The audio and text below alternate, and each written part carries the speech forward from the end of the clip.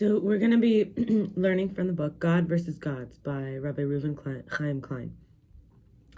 So once Jerusalem had been chosen as the location of the Holy Temple, it could never lose its special status.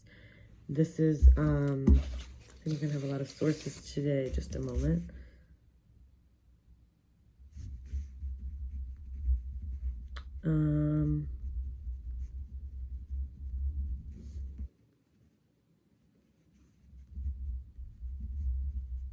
Just a moment. I want to tell you the source for that.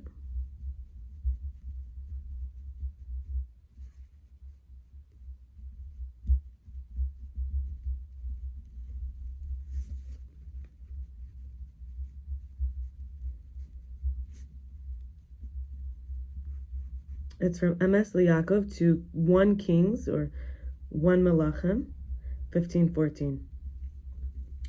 All right, so Hashem prohibited Adam from engaging in idolatry. This is from pirkei de Rabbi Eliezer, chapter 11. And see also bereishis Rabba. I still don't know what exactly that symbol is, but 17:14, and which inter alia tells us of Adam's penetrating insight in his ability to give God his name. Rabbi Nosson Tzvi Finkel, who was from 1849 to 1927, known as the altar of slabodka.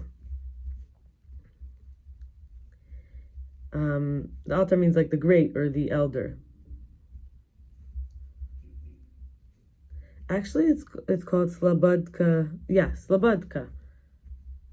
Yeah, it's a place. Okay.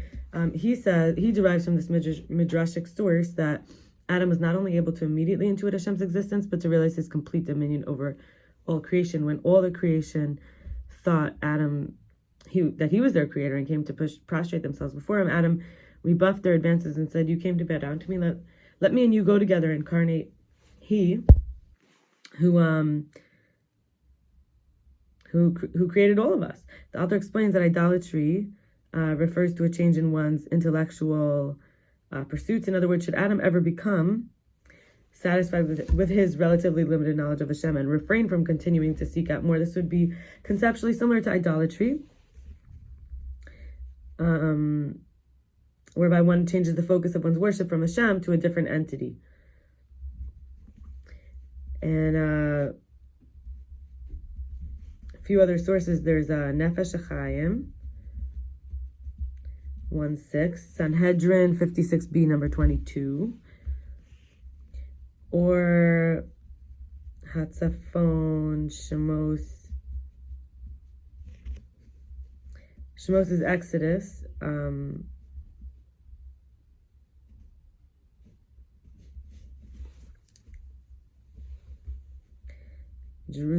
In Jerusalem, like when we're doing a bibliography of a book, we say Jerusalem 1968, pages 61 and 208, and then we have Sichos, Cohen, Sichos, Hasaba, slabodka,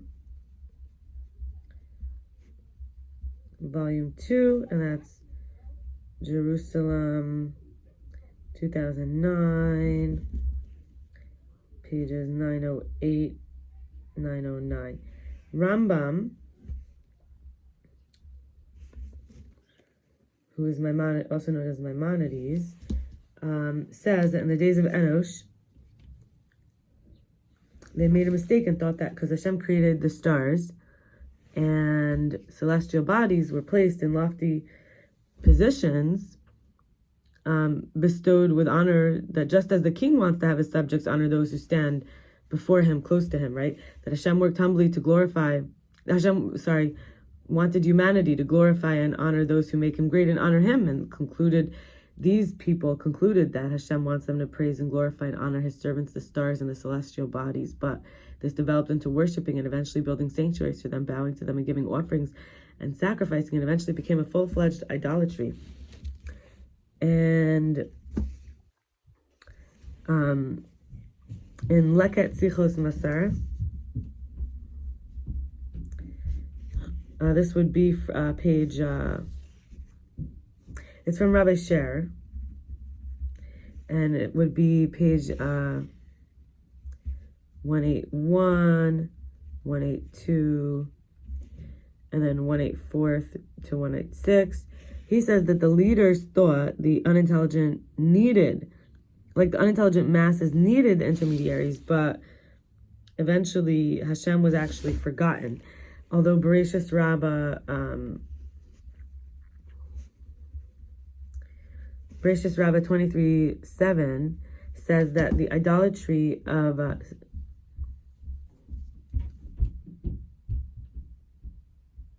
oh, by the way, that was also and also that was the previous comment about what happened where they forgot about Hashem eventually was also from sefer hayashar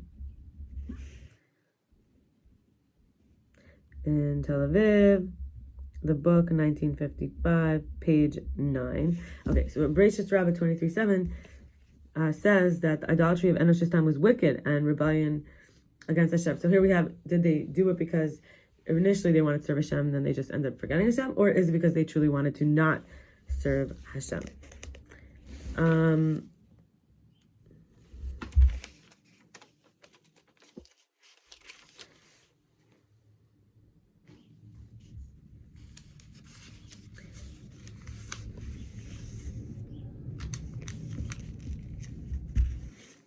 All right, we have a few more sources for a few more things I want to learn together.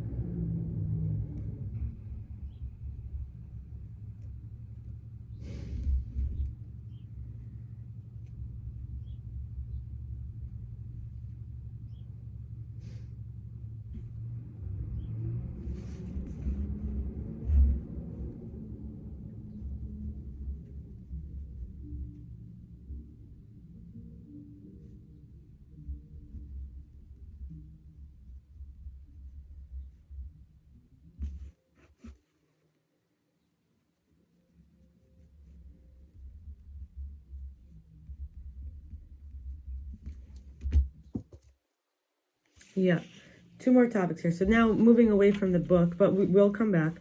A lot of good stuff in that book. Yoma 76a, number 7 says, Rabbi Eliezer Hamadai says, which attribute's greater, goodness or retribution? One must say goodness, as the verse says in Psalms, which we know is, which we could say is Tehillim. 78, this is 23:24. He commanded the skies above and opened the doors of heaven and rained down manna upon them to eat and gave them heavenly grain. While regarding retribution, it says regarding the flood. And the windows of heaven were opened, and that was Genesis 7:11. Bereishis. And Kasubo 77b, this is also from the Talmud. And number 3, Rabbi Yossi said, an elder of Jerusalem told him there's 24 types of boils, patience with boils. According to the sages, and sexual relations are harmful for all of them. Number 8, the angel of death has a knife, a blade. In Brachos 7:8, number 22, Rabbi Yochanan said in the name of Rabbi Yossi, a single regret or pang of guilt is in one's heart is preferable to many lashes administered by others that can only cause physical pain, as it says, and she chased her lovers, but she did not overtake them, and she seeks them, but will not find them, and she'll say, I'll go return to my first husband, for it was better for me than now. That's from Mishlei 2:9. We know remorse is more effective than any externally imposed punishment, listed in the verses that follow in Hosea 2:11 to 19. Reish Lakish says such remorse is preferable to 100 lashes, as it says in Proverbs, Mishlei 17:10. A rebuke enters deeper into a man of understanding than 100 lashes to a fool. In number 34, it says, Rabbi Yochanan in the name of Rabbi Yossi, every statement to a person or nation that emerged from the mouth of Hashem with a promise for good, even conditionally, he'll not renege. Ultimately, every promise made by God will be fulfilled. And 35 says, decrees, however, can be annulled. The last thing I wanted to share today would be, I read the EMDR Cognitions list. Now, I don't want to say that anyone needs to do EMDR. It's a special type of practice treatment where the person is able to be distracted on one level while processing on another level, or we don't have to call it level, dimensions, aspects, and it all comes together for integration and considered a safe way to titrate certain emotions. I'm not saying anyone needs to do that, but that's where I got this list. So Parnell, L 2006, A Therapist's Guide to EMDR Tools and Techniques for Successful Treatment.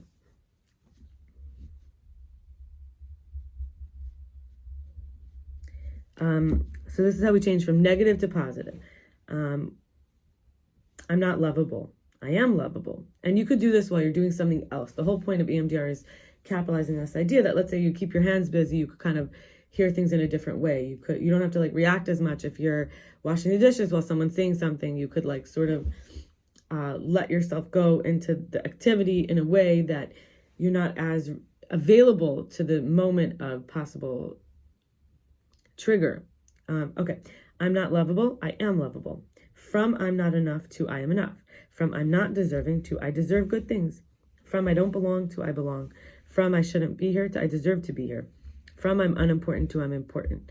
From I don't matter, I do matter, to I do matter. From I don't deserve to exist to I do deserve to exist. From I'm helpless to I can take care of myself. From I am powerless to I am powerful. From I'm weak to I'm strong.